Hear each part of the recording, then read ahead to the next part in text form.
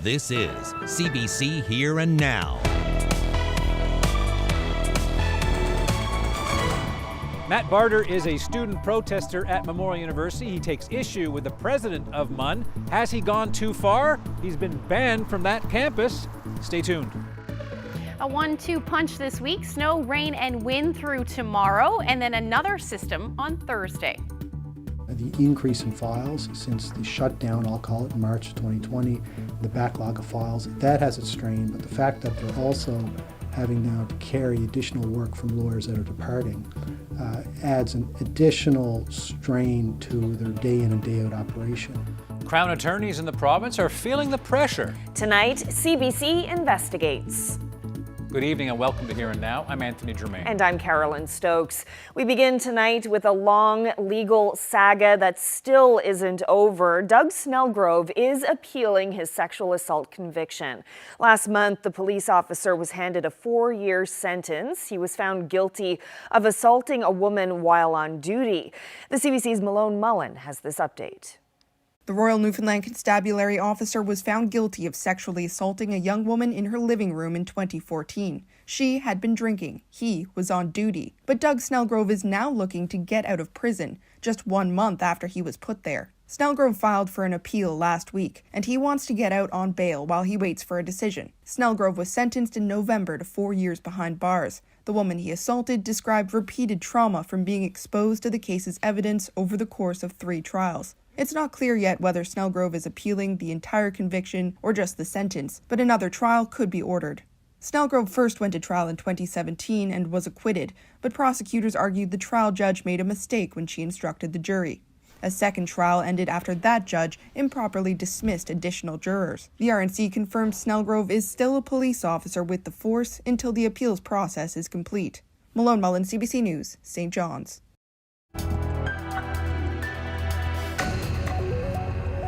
Tonight, CBC Investigates looks at the pressures on the province's Crown attorneys. An internal briefing note shows the Justice Minister has been warned about an increasing burden on prosecutors. It's being driven in part by the current number of active homicide cases. Ariana Kelland reports.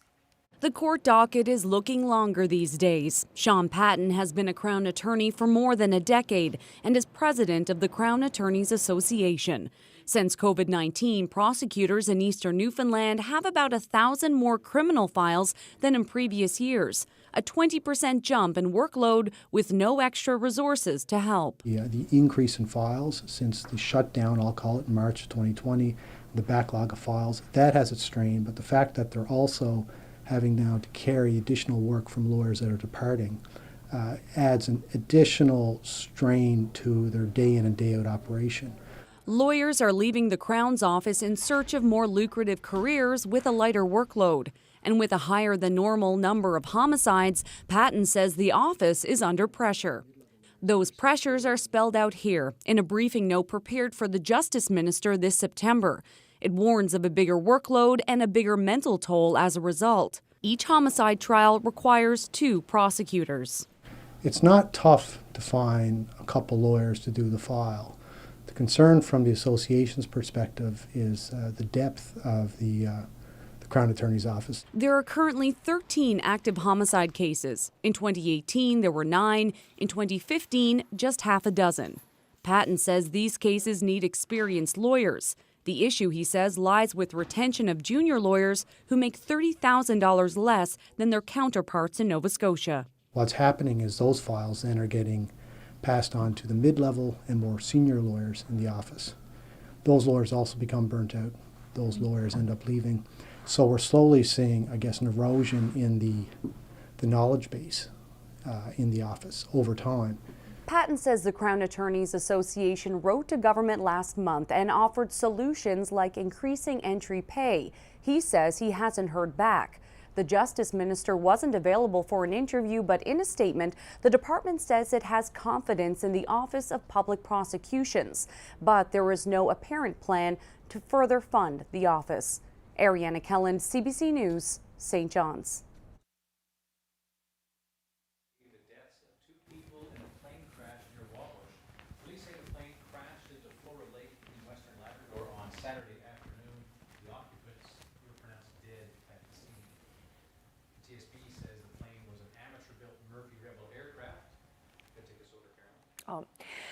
Yes, the TSB says the plane was an amateur-built Murphy Rebel aircraft. The plane has been removed from the area and the investigation continues. A 20-year-old woman died early Saturday morning following a single-vehicle ATV accident in the Goulds neighborhood of St. John's. According to police, the young woman was driving the ATV before being brought to hospital. Police say emergency services were called 3:30 Saturday morning.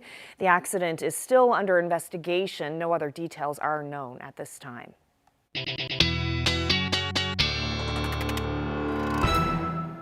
Well, it's certainly going to be a busy week weather-wise. The first one starts today. We're already seeing some snow up across Labrador, and the majority or parts of the precipitation are starting to move in for the southwest. Looks like some freezing rain or ice pellets about to reach the southern portion, southwestern tip of the island. A number of alerts in place right now. Wind warnings across the board with a wreck house wind warning as well, and then some rainfall warnings again for southern areas of the island that will fall through the overnight tonight and into the first half of tomorrow, which will be heavy at times. Up through Labrador, this is mainly a snow event for a good chunk of Labrador. You're looking at snowfall warnings from Lab City with winter storm warnings in there as well. Cartwright under a snowfall warning, but those winds are really going to ramp up, certainly as we head through the day tomorrow. And then as far as storm surge goes as well, we have a storm surge warning along the strait there. High water levels expected a couple of hours before and after the high tide at about 1 p.m. with those waves somewhere between 5 to 7 meters. I'll get into all the details when I come back. Thanks, Ashley. Well, more than a month after a cyber attack took out most of this province's healthcare computer system, the Premier is still keeping key details secret. He was asked about the attack after a meeting today in Ottawa with the Prime Minister. Hearing Now's Peter Cowan is following this story from the newsroom tonight. So, Peter, what exactly did he say, or perhaps more importantly, not say? Yeah, the cyber attack was just one of the topics that came up during this meeting late this afternoon in Ottawa. The Premier thanked the federal government for its help with the attack, saying the Canadian Centre for Cybersecurity was on the ground in the days following the attack. He also said he's been speaking to other premiers and warning them, but if he's sharing any details with them, he's not sharing them with the province. The Premier continues to evade even basic questions like, is the attack over, insisting on secrecy. Are we still under attack right now? I mean, again, I have to be very careful about the nuance of what we say, but the system is up and running, and we have, with the whole support of the federal government, been doing our best to ensure that the system is robust, safe, and confident for the providers, specifically with the healthcare. Now, healthcare services have resumed, and most of the key systems are back up. Doctors and nurses are still finding some workarounds for some things, and for example, the province can't tell you how many COVID tests a day are happening. That's one of the lingering effects of the hack. With tens, if not hundreds of thousands of patient and employee personal data stolen, the Premier won't tell the province even if hackers demanded a ransom to keep that data safe, let alone if they paid it. I know everyone wants answers immediately, but you can anticipate the consequences of some inappropriate language. What we are satisfied to say is that the systems are being restored. Operations are happening. There's some disruption, but patients are getting the care that they need right now. And there's still an ongoing RCMP investigation. I'm not going to comment any further at this time. So it's unclear when or if ever the province plans to reveal this information. It's saying it's keeping this secret on the advice of what it describes as world-class experts, but even who those experts are is also secret. The Information and Privacy Commissioner has started his own investigation into what happened that could reveal some information, but is expected to take months. Anthony? Thank you, Peter. That's Peter Cowan reporting live from our newsroom. To other news now, today marks the 20th anniversary of our province's name change, which was adapted to recognize the big land. It was on this day back in 2001 that Newfoundland was officially renamed Newfoundland and Labrador. But as Here Now's Mark Quinn reports, that decision wasn't winning everyone over. La Gouverneure Générale du Canada. It happened at a ceremony in Ottawa. Then Governor General Adrian Clarkson proclaimed an amendment to Canada's Constitution to make it official. It was the former Newfoundland Premier on the right, then a federal cabinet minister, who tabled the amendment. The amendment will change the name of the province to Newfoundland and Labrador. Roger Grimes has been known to joke that he was the 8th premier of the province, but the first premier of Newfoundland and Labrador.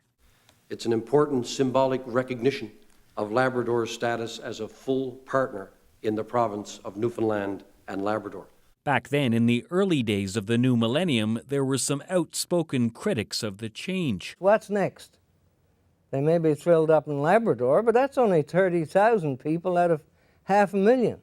There's that many folks in Corner Brook. So will it be next Newfoundland and Labrador and Corner Brook?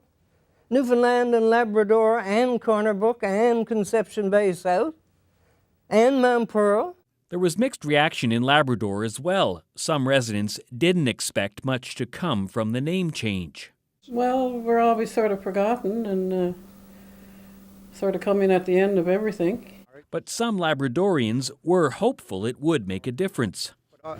People are learning more all the time about how to develop our industries and our resources, and I think, from now on, Labrador will come into its own and will get their fair share of revenue from our resources. Labrador MHA Perry Trimper remembers it well, and to this day he keeps a copy of the proclamation the Governor-General signed in Ottawa in his Labrador office. At that time, that was, those were heady times. The Voisey's Bay project was starting up, and other developments in Labrador. So, adding that name and Labrador at that time, I thought was good timing. There's been a lot of water under the bridge, through the dam, and over the falls since then. Perry Trimper believes the name change has helped Labrador. Developing impact benefit agreements with the Innu and Inuit of Labrador, and what that would mean, and just a recognition that Labrador, we see you up there. It's not just a little afterthought in the decision-making of the province. It's really a part of the province, and by moving it to that official name, it definitely probably would have helped at that time. I feel it still helps to this day. Federal plans to build an Atlantic energy loop remain vague, but it is expected to include hydropower from Labrador. If it does, the future value of underscoring that Newfoundland and Labrador are one province may become clearer. Mark Quinn, CBC News, St. John's. To Corner Brook now for the National Day of Remembrance and Action to End Violence Against Women. It has been more than 30 years since a homicidal misogynist murdered 14 young women at École Polytechnique at the University of Montreal. 13 other women were wounded. And this year, the Status of Women hosted its annual vigil outside the commemorative garden for missing and murdered Indigenous women and girls.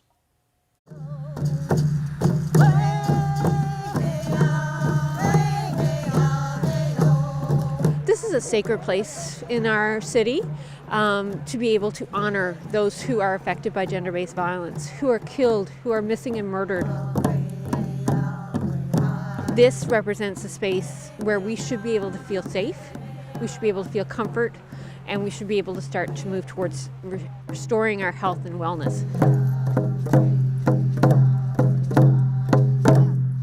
This is an event we host every year for the National Day of Remembrance and Action on Violence Against Women, and when we remember the 14 women who were killed at L'École Polytechnique. It's also a day to bring attention to the ongoing gender-based violence that occurs in our world every day, and to remind people that the struggle to overcome that is not over, and we must continue to take action.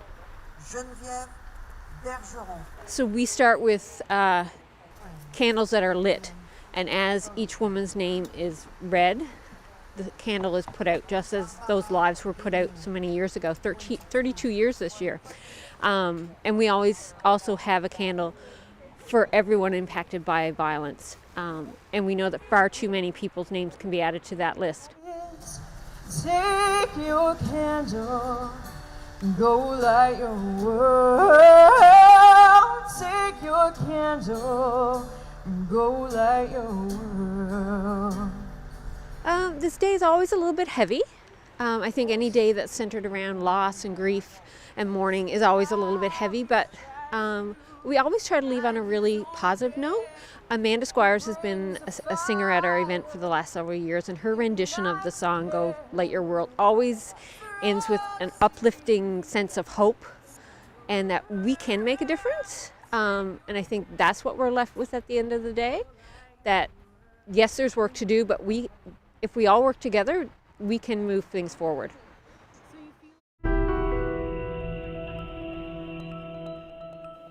Well, a cross-country journey for a kilt-wearing Scotsman and his dog came to an end this weekend at Cape Spear. The pair left British Columbia in March and have raised more than $60,000 on their journey for a charity dedicated to returning the Scottish Highlands back to its natural wild state. I don't think I entirely know what I'm feeling like just now. I think walking today, I have a whole mixture of different emotions. Obviously, I'm totally delighted and feel amazing. But I've also had a long year, and the last 20 days we've been doing sort of over a marathon a day for the last 20 days. So a bit exhausted as well, but I do feel amazing, and also, yeah, I think we've really accomplished something amazing this year. Not only just with the sort of fundraising for the charity, but with the message that we've been putting out. One of the experiences that will stay with me a long time was hearing wolves howling in the wild. Because we don't have wolves back in Scotland, we've lost that sort of wilderness. So I'd love to see wolves return to Scotland, and so hearing that was really special. And walk through the world with care, my love, and sing the things you see. Let new names take in root and thrive and grow. Oh, what a journey. Well, a longtime top exec with St. John's Sports and Entertainment is leaving her post. Sheena McCrate is stepping down as CEO after 8 years in the job. In a statement, the city corporation thanked McCrate for her dedication and tremendous contributions, saying she's leaving to pursue, quote, other opportunities. Now, it has been a tumultuous time for St. John's Sports and Entertainment, which runs the convention center as well as the former Mile 1. It's been embroiled in an ongoing controversy with the Newfoundland Growlers. Well, not sure if you caught this over the weekend, Carolyn, knowing that you're the big NHL fan that you are. But it doesn't matter whether you like or don't like hockey. This is incredible. I'd say the Colorado Avalanche are feeling very thankful for a certain guy named Alex Newhook. No, I didn't see it, but we're going to see it right now. Just check this moment out from Saturday night's game. And here's Newhook to clear it out. Well, the one goal that Onanen was given up, you couldn't blame him. Newhook dangling down the spot, shoots and scores! Amazing goal. Deserves a second look. So Colorado center from St. John's, Alex Newhook, basically undressing the Ottawa defense, then goes upstairs for the goal. Beautiful. Fantastic. The goal was part of a 2-point night for Newhook, who also had an assist. In 12 games this season, the 20-year-old has scored 4 goals and has had 3 assists. Pretty good. Definitely impressive. We do have a warm-up on the way through the day tomorrow. Double digits, then a big drop in temperatures. I'll get into that forecast when I come back.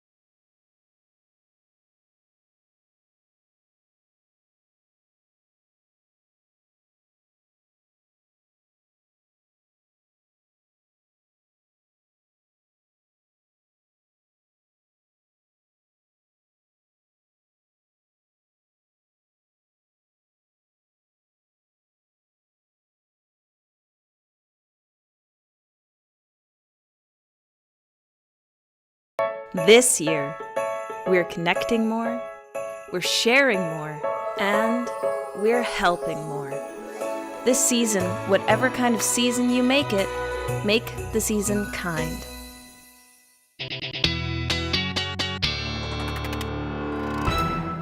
I saw a little bit of it just then, but we wanted to remind you about our annual holiday campaign to support local food banks in the province. We're calling it Make the Season Kind. Yeah, CBC NL is teaming up with the Community Food Sharing Association to keep pantries stocked for those in need. Yes, and you can donate by mail, in person, or online. The details are on our website at cbc.ca/bekind.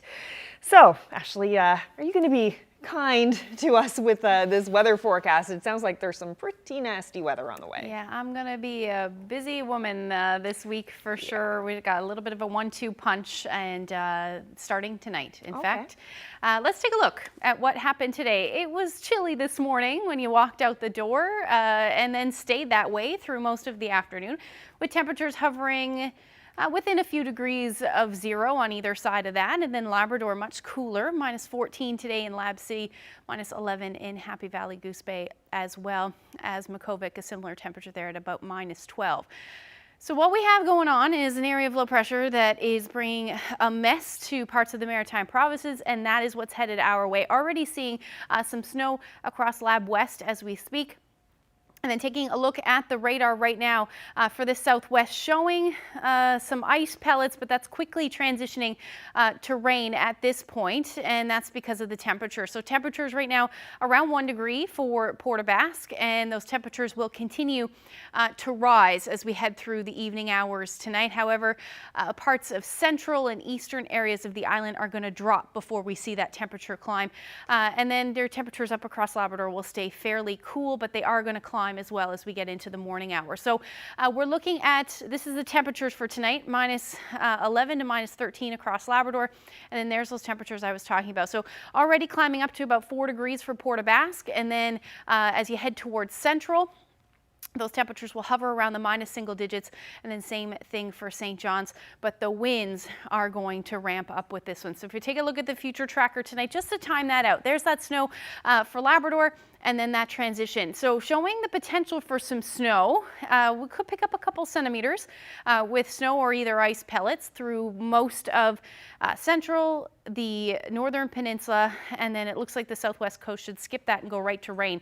It'll happen fairly quickly, and then it'll transition to rain pretty heavy at times, and then those winds will ramp up as well. We do have those wind warnings right across the board for the island and southeastern portions of Labrador. The winds will start to gust, especially those areas that are prone to southeasterlies on the west coast. Your gusts could see about 110, 120 kilometers per hour. Otherwise, we're looking at those gusts in and around the 90 kilometer per hour mark, and we're going to see those winds through central and eastern areas as well pick up as we get into the morning. Now, the track of this system is again up where we're going to see a transition through to rain, again through ice pellets and freezing rain for southeastern areas of the Big Land tomorrow as we get into the early morning hours. Otherwise, rain will be the story for the island. As far as snowfall amounts go, you're looking at anywhere from 15 to 20 centimeters of snow as we get through the early morning hours on Tuesday and into the afternoon, and then just showing anywhere from 2 to 5 centimeters possible for the northern peninsula. It'll likely be closer to the 2 to 4 centimeters for you, but it will transition quickly to rain, like I said, through the morning hours, and then finishing even up across northern areas of the Makkovik area. You could see that transition through to some freezing rain and eventually end as rain or drizzle. So this is through to Tuesday morning. You're looking at the heavy rain continuing, but look at the wind gusts there, 80 to 100 kilometers per hour through the afternoon. In behind that, by say mid-afternoon, we should actually start to see some sunshine, or at least some peaks of sun.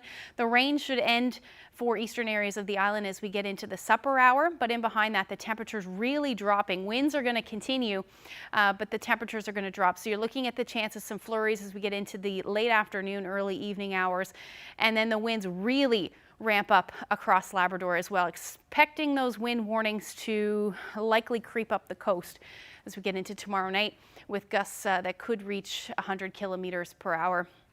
And really continue for a good chunk of the island through Wednesday as well. So those rainfall warnings in place for Burgeo and the Conagra Peninsula, where 30 to 50 millimeters, but in and around the Burgeo area, looking at 75 plus millimeters, certainly possible by the time we get to Tuesday evening. Otherwise, as you head a little bit further north, you're not looking at too much, between 5 to 10 millimeters of rain. Look at the temperatures tomorrow, up into the double digits, hence that change over to rain. But it is a big significant drop. Start in the west and then continue to head further east through the day. Those temperatures will drop to the single digits. And then you're looking at that similar warm up in the morning for southeastern Labrador, and then a drop to the single digits as we get into the afternoon. That's a look at the forecast for tomorrow. We'll look ahead when I come back.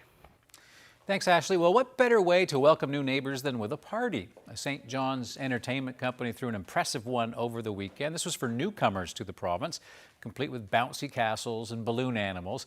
It was a welcome distraction for some families who've been through some very difficult times. I reached out to the association when I knew that the Afghan refugees were coming over here. I know that a lot of kids were coming here, so I figured I wanted to get them a really good start to their Canadian life and do something really fun. I wanted to make sure that when they arrived here, they knew that they were welcome and bring something fun to their lives. Just a little bit of change of pace from what they've been going through for the past couple months. Since 1 year in my country, I haven't seen the pleasure or smile my babies in my country. When we came here, so anytime he's just smiling. And sometimes I'm asking my kids, Subhanallah, do you want to go to your country again? So he's telling, no, I'm happy here. I'm so happy. It is my new life. It's started because we were so terrible in my country. We are thinking about God for this new generation because this is 22 years is coming. So this is all of the children is like new generation, yeah. So we are happy for this.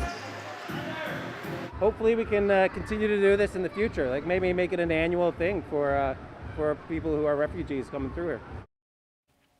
Well, of course, the Association for New Canadians plays a crucial role when it comes to supporting these new families when they arrive in Newfoundland and Labrador.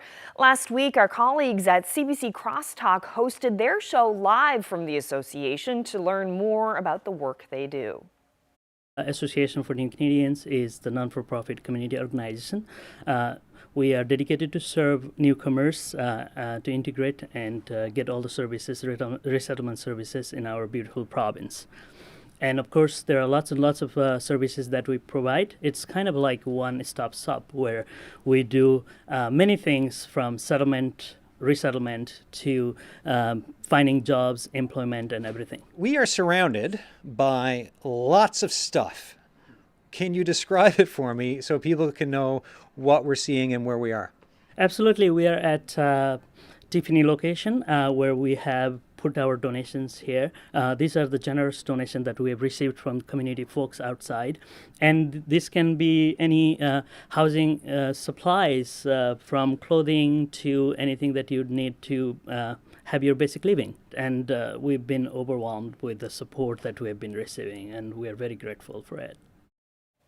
As you heard there, the ANC is a one-stop shop for many newcomers to the province, and one of the supports offered English as a second language. Crosstalk host Adam Walsh spoke with Grace Okwera to learn more about the language school. I have a lot of admiration and respect for the clients themselves. First, because of the resilience I see in the class.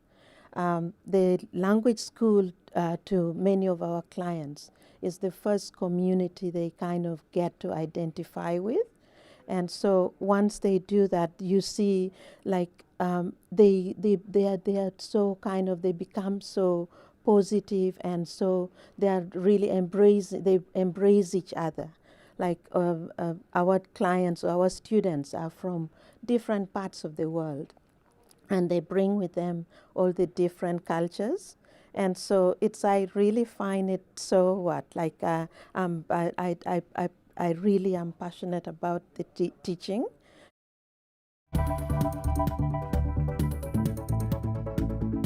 I received an email from the university on Friday at 5 p.m. that said that I'm banned from campus immediately. Matt Barter is a student protester at Memorial University. He takes issue with the president of MUN. Has he gone too far? He's been banned from that campus. Stay tuned.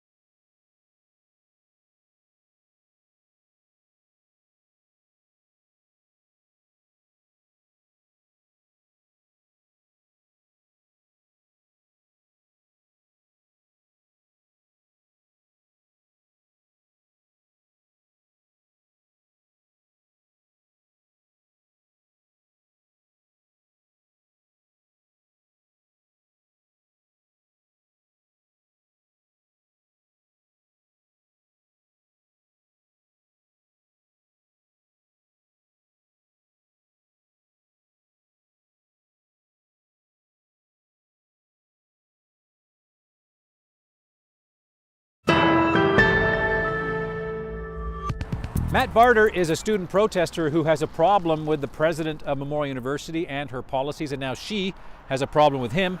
He's banned from going on campus. So Matt, what happened?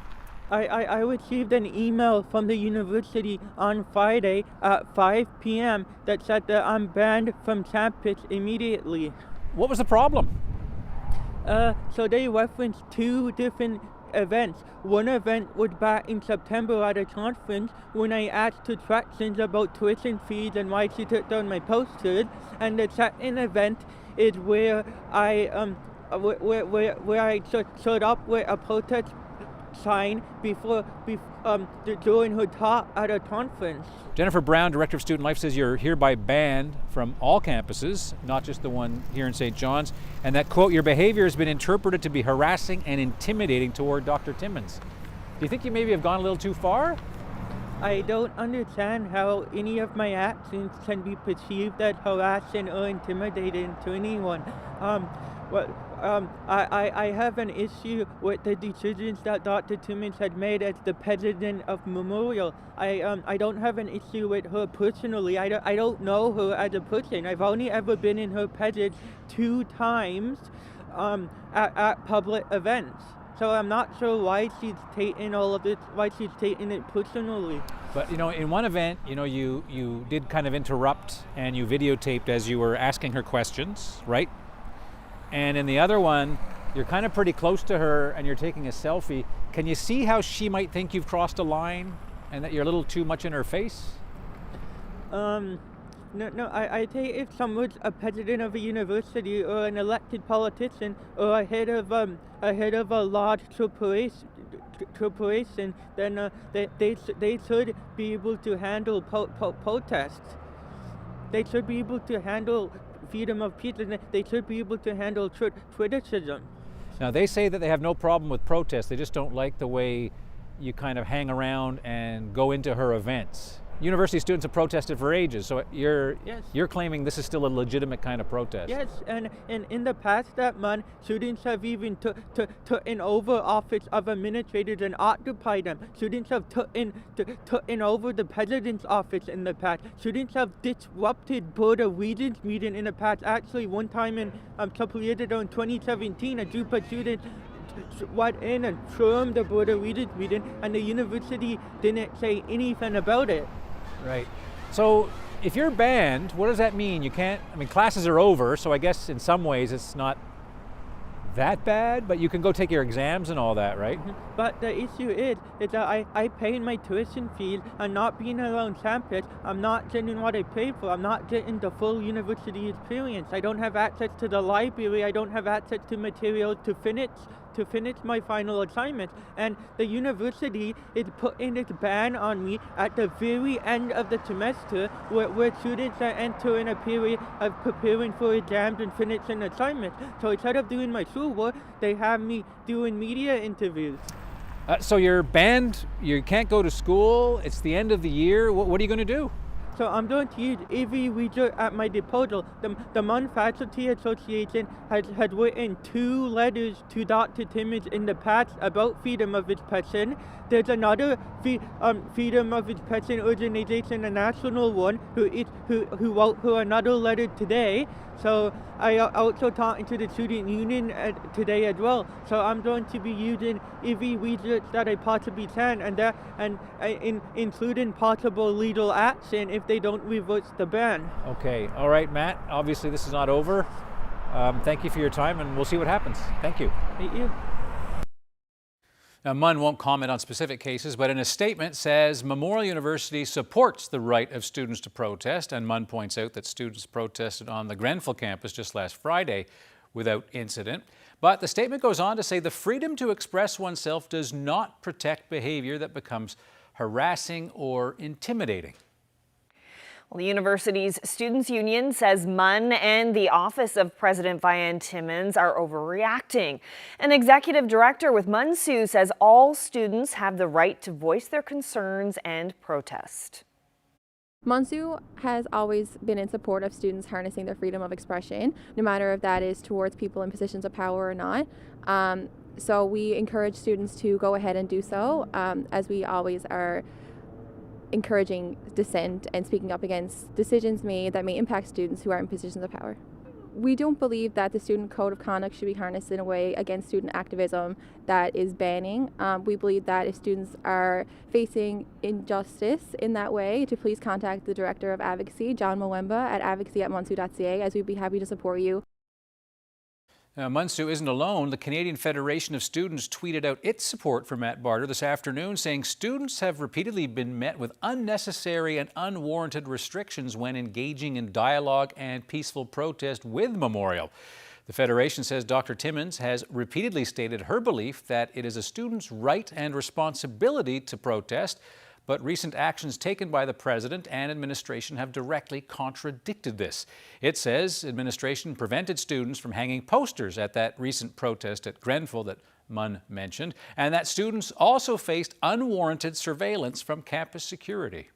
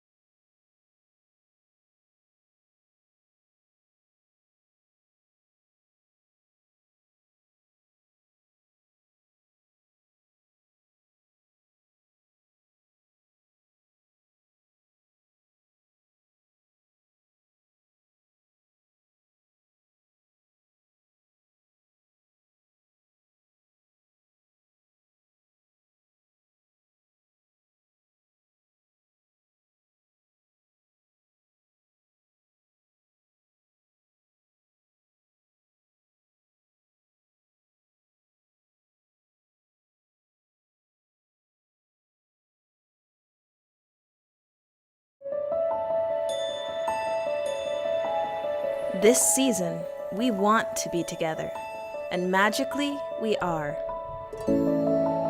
That magic, that energy, what we're doing is actually making a difference. You have the right to eat. You have the right to food. We feel a real responsibility. We've been in this community for a long, long time. This season, whatever kind of season you make it, make the season kind.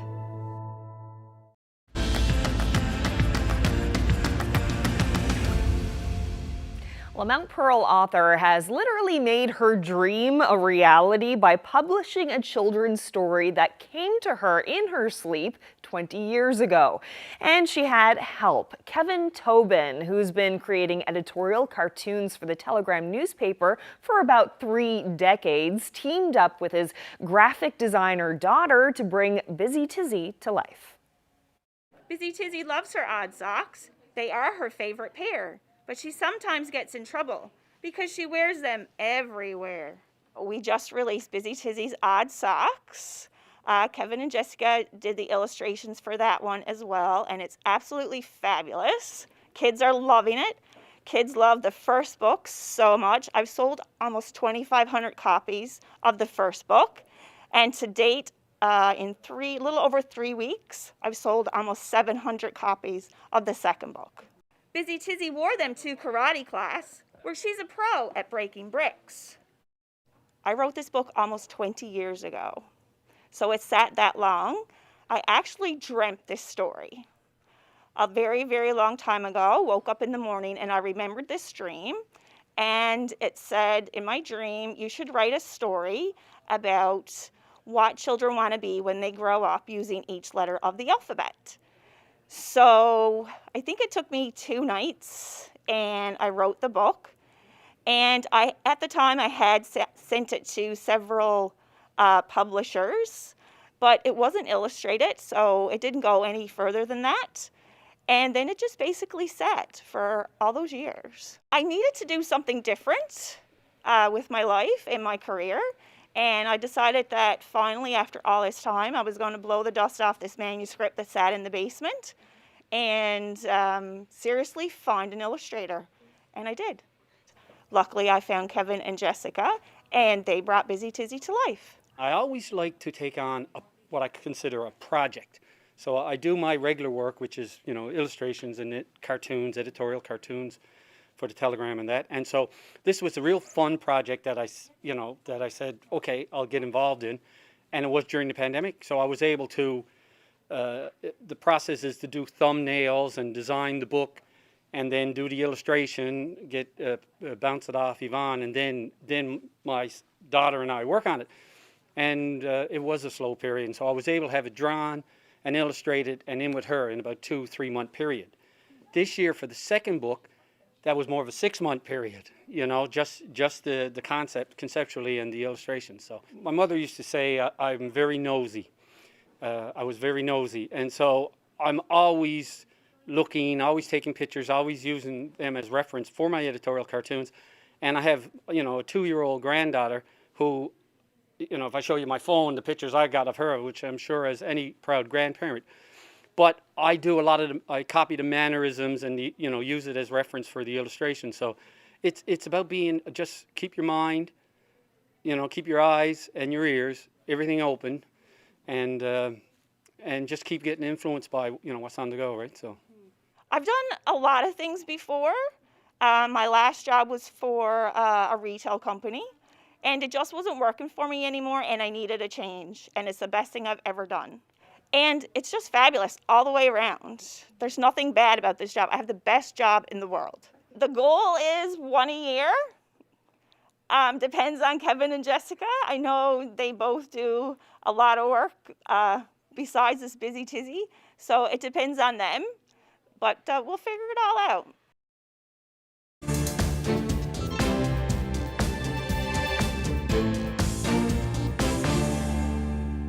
Well, Myanmar's deposed Democratic leader Aung San Suu Kyi was sentenced to prison today on what are widely seen as trumped-up charges. Her sentencing is being strongly condemned by the UN and human rights groups. I don't expect that we're ever going to see her again as a politician in Myanmar. I think that they're going to continue to pile charges on her so that she essentially dies in detention. A special court set up by the military found 76-year-old Suu Kyi guilty of inciting unrest and breaking COVID rules during the 2020 election. She was originally sentenced to 4 years in jail, but state TV is reporting that it was reduced to 2 years by the head of the military. She's been in detention since last February when the army seized power in a coup.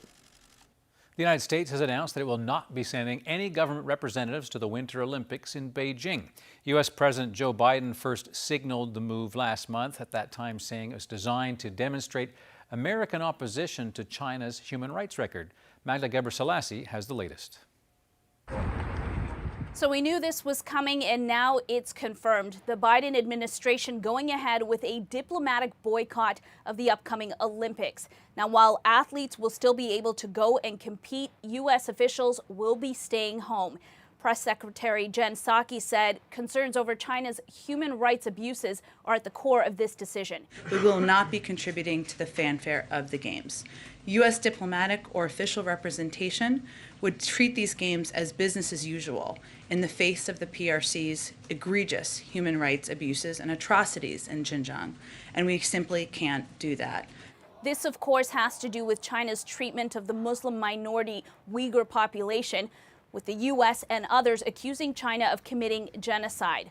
Also making headlines recently, though, was the situation with tennis star Peng Shuai.